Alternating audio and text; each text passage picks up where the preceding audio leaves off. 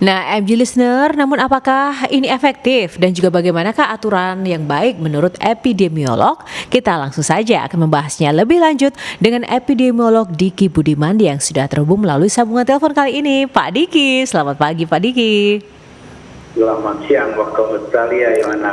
Oke, Bapak sehat Pak hari ini? Alhamdulillah. Alhamdulillah. Baru 2 hari nih tiba lagi di Australia. Kemarin mudik ke Indonesia. Oh Bandung. wow, welcome back Pak. Terima kasih sudah bergabung bersama MG Radio pagi ini. Bapak, langsung saja nih ya. Apa pelonggaran masker yang diberlakukan di Indonesia ini menurut Anda sudah efektif ketika pandemi saja belum usai Pak? Ya, kita harus berhati-hati itu karena Indonesia ini berbeda dengan negara lain. Kita tuh bukan negara daratan, kita berpulau-pulau, kita memiliki disparitas atau perbedaan dalam pengendalian pandeminya di berbagai kabupaten kota. Nah, sehingga kondisi itu yang setidaknya membuat kita tidak bisa mengeneralisasi ya. Bahwa kondisinya memang betul sudah jauh lebih baik sekarang. Nah, saya kemarin juga melihat secara langsung kondisi di lapangan maupun secara data memang memberikan banyak berita baik ya, dan kita sambut sebetulnya apa pelonggaran ini, ya kita sambut baik apa yang disampaikan Pak Presiden. Namun harus kita sadari bahwa pertama pandemi belum berakhir sehingga namanya situasi yang dinamis ini bisa berubah menjadi buruk tetap ada. Dan sebetulnya kalau melihat pada beberapa negara ya, karena tadi Pak Menkes sudah merujuk beberapa negara, sebenarnya banyak juga negara yang sekarang berupaya mengulangi lagi mandatori dari mewajibkan memakai masker lagi atau masker lagi. Karena apa? Karena ada peningkatan kasus yang mengarah ke kelompok rawan. Karena begini, Yohana ya, karena kasus COVID-19 ini infeksinya mayoritas di lead atau dikendalikan atau dimotori oleh kasus-kasus tidak bergejala. Ya, kasus-kasus tidak bergejala ini sejak awal. Nah, sekarang sejak vaksinasi kita sudah jauh lebih baik. Nah, yang namanya varian turunan Omikron ya, subvarian turunan Omikron ini sebetulnya semakin kecenderungan makin efektif juga bersirkulasi di orang yang sudah punya imunitas tadi. Sehingga karena dia sudah punya imunitas, dia tidak merasa membawa virus padahal terinfeksi. Nah, disitulah peran dari masker gitu. Jadi vaksinasi ini bukanlah tombol on off dari pandemi. Jadi dia tetap harus dikombinasi dengan yang lain. Nah, sayangnya kalau modal kita kalau disebut memadai sebetulnya belum.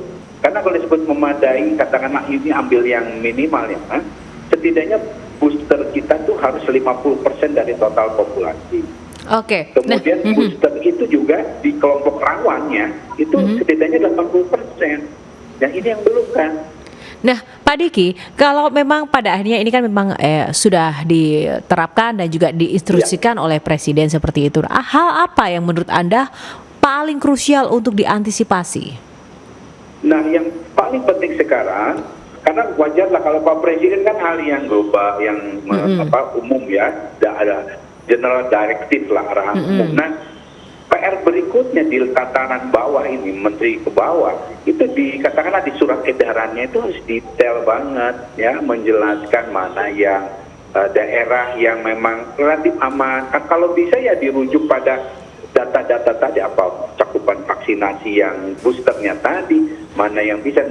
Dan begini juga kita harus melihat bahwa daerah-daerah yang terutama di luar Jawa ya, ini kan untuk memberikan edukasi atau literasi masalah penting manfaat memakai masker saja itu masih belum selesai gitu. Nah, kalau sekarang kita langsung di tataran bawah ini langsung boleh tidak ya, ini yang tentu akan membahayakannya bukan hanya dalam kaitan karena pandemi masih ada, tapi bahkan di hepatitis akut yang parah yang saat ini sedang menjadi masalah pun masker ini menjadi salah satu anjuran kan gitu. Nah, inilah pentingnya artinya strategi komunikasi risiko lebih lanjut untuk menjelaskan lebih detail, lebih teknis apa yang disampaikan Pak Presiden gitu. Nah ini menurut Anda nih, bawahannya Pak Jokowi atau kementerian mana sih yang memang benar-benar harus ekstra ketat untuk juga, mengawasi dan juga mengawal kebijakan dan instruksi presiden ini? Ya, kita sudah melihat ya bahwa keterlibatan di sektor atau kementerian lembaga dalam pengendalian pandemi ini tidak bisa hanya mengandalkan Kementerian Kesehatan, apalagi ini berkaitan dengan masalah perilaku atau penerapan satu perilaku yang tidak hanya melibatkan masyarakat tapi juga bisa institusi atau sektor-sektor. Nah, artinya leading sektornya tentu Kementerian Kesehatan, tapi Kementerian Dalam Negeri menjadi sangat penting ya, karena mereka yang akan memberikan arahan langsung pada pemerintah daerah. Karena yang punya masyarakat, punya wilayah ini pemerintah daerah, dan pemerintah daerah itu yang tahu karakter perilaku maupun potensi masalah di masing-masing wilayahnya. Selain itu tentu adanya Satgas yang saat ini akan masih ada atau melalui BNPB ya misalnya, itu juga bisa membantu dalam kaitan karena masih diperlukan lah ya masalah perubahan perilaku yang ini kaitannya juga bukan hanya nanti masker ya, karena bagaimanapun masker itu punya nilai psikologis Mbak Yohana ya. Ketika di satu lingkungan kita melihat ada orang pakai masker, itu secara tidak sadar kita itu sudah melakukan semacam kewaspadaan atau kehati-hatian.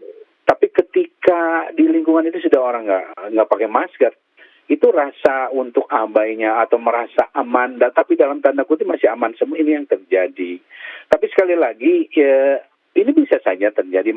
Artinya begini, pesan pentingnya adalah bagaimana strategi komunikasi risiko yang kita bangun itu membangun persepsi risiko sehingga masyarakat secara mandiri ya bertanggung jawab tapi benar bisa memutuskan apakah dia atau dia ini layak tidak memakai masker dalam satu kondisi atau harus memakai masker.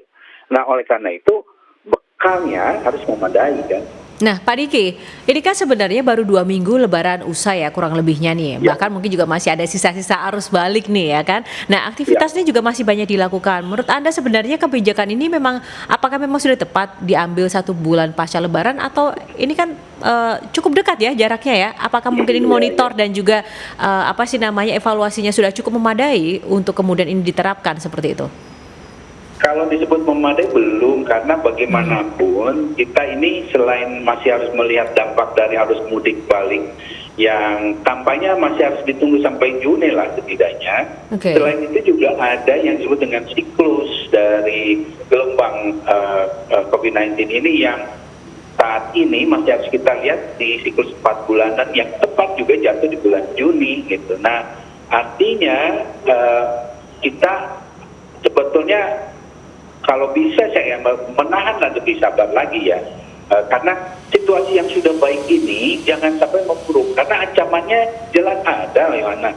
Kita ada yang disebut dengan sekarang subvarian yang di bawah Omicron ya, apa itu BA2 atau sekarang BA4, BA5 ataupun BA2 12.1 yang punya potensi menimbulkan gelombang gitu.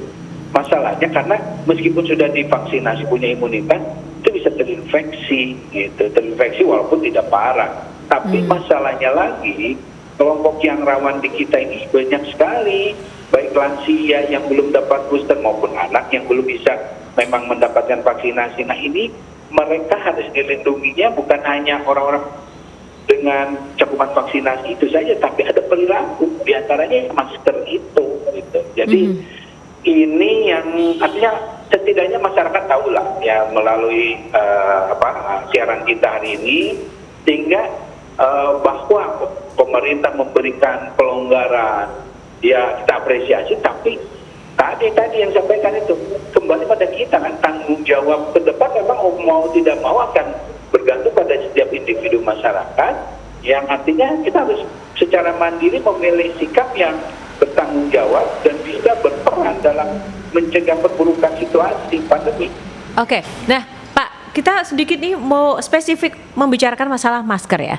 Menurut Anda sendiri Pak, sebenarnya masker ini memang efektifkah gitu digunakan di saat seperti ini atau sebenarnya tidak cukup apa ya efektif atau berfungsi? Kalau saya pribadi sih melihat sebenarnya ada atau tidak ada pandemi sebenarnya masker ini cukup bermanfaat begitu ya ketika kita gunakan, apalagi kalau kita misalnya sedang sakit batuk, flu, itu perlu pakai masker ketika kita berada di ruang publik. Nah, tapi kan ini kemudian kan habit-habit yang baik dari sisa-sisa pandemi ini gimana ya caranya untuk tetap bisa terjaga tanpa mengurangi dan mengganggu aktivitas yang lain. Menurut Bapak terkait masker ini gimana?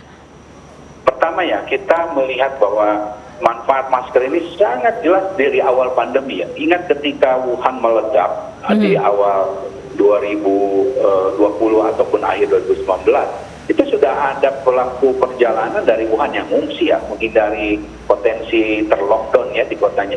Dan itu naik pesawat, bahkan yang terjauh ke Kanada. Itu perjalanan pesawatnya lebih dari 6 jam. Tapi mereka memakai masker yang luar biasa, baik dan benar gitu, disiplin. Dan buktinya adalah tidak ada kasus. Padahal saat itu vaksin belum ada, screening belum ada, apalagi obat gitu kan. Nah, tapi tidak ada kasus. Nah, ini adalah bukti bahwa masker bahkan sebelum ada vaksin itu sangat efektif. Satu itu. Kedua, kenapa ini masker sangat penting dan perlu meskipun cakupan vaksinasi sudah dicapai ya dengan di atas 50%, itu karena kita tahu vaksin ini punya keterbatasan, kelemahan. Salah satu kelemahan yang mendasar yang kenapa akhirnya herd immunity ini belum bisa kita capai adalah karena syarat vaksin yang bisa mencegah penularan ketika seseorang yang sudah divaksin terinfeksi itu belum terpenuhi secara signifikan. Ada pada level tapi sangat rendah. Nah, ini artinya kita perlu tools lain atau alat atau cara lain untuk melindungi potensi penularan dengan cara apa? Ya masker itulah.